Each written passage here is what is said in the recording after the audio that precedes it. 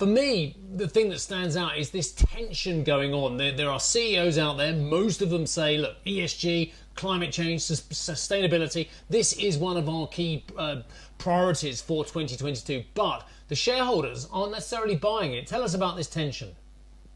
The tension is there. Good morning, everyone. The tension is definitely there and is not going to fade away anytime soon. I think this is just the beginning of a very complex game that is going to unfold over multiple years.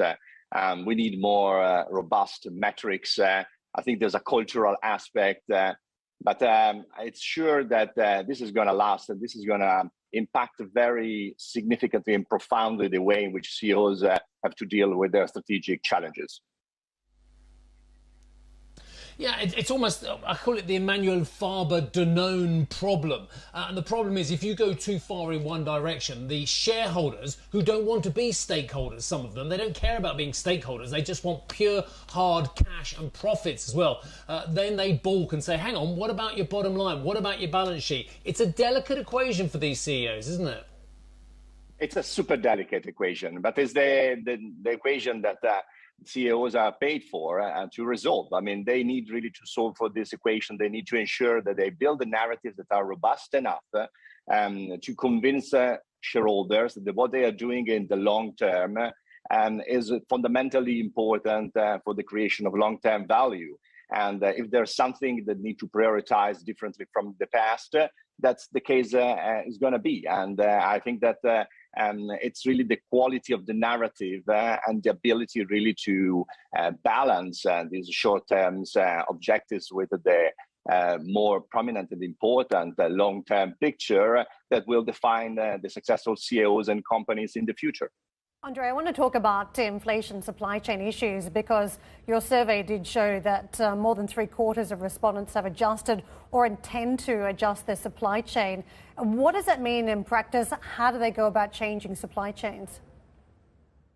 It's a combination of different things. I mean, it's really looking into the historical setup and trying really to understand whether these supply chains were too skewed towards efficiency and not resilience. So now I think security of supplies is becoming a fundamental issue.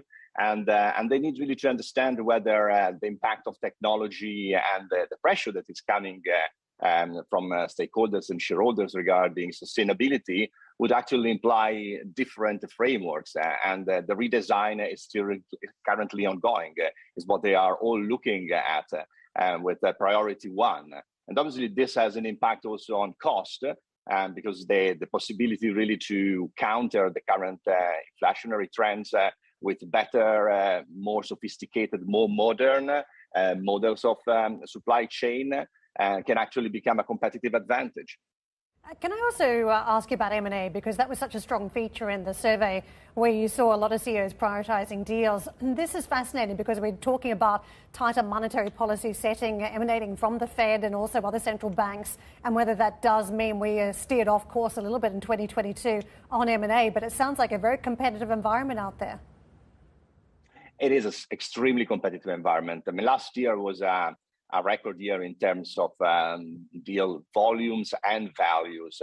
I think we exceeded the 5 trillion mark for the first time in history. So I think that the reason for having such a huge amount of activity is very clear. It hasn't changed actually over the last 18 months and will continue. I mean, company needs to transform fast.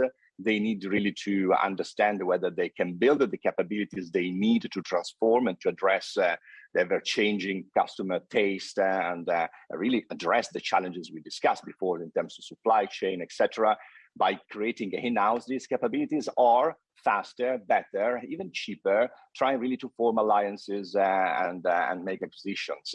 On the other side, I think it's important that they look into their current portfolio of assets and try to understand whether they are fit for the future, they are future-proven or not. And I think many of our CEOs are considering they need really to dispose of some of their assets because and they may have a negative impact on their ESG valuations, or they need to free up capital to focus on core businesses.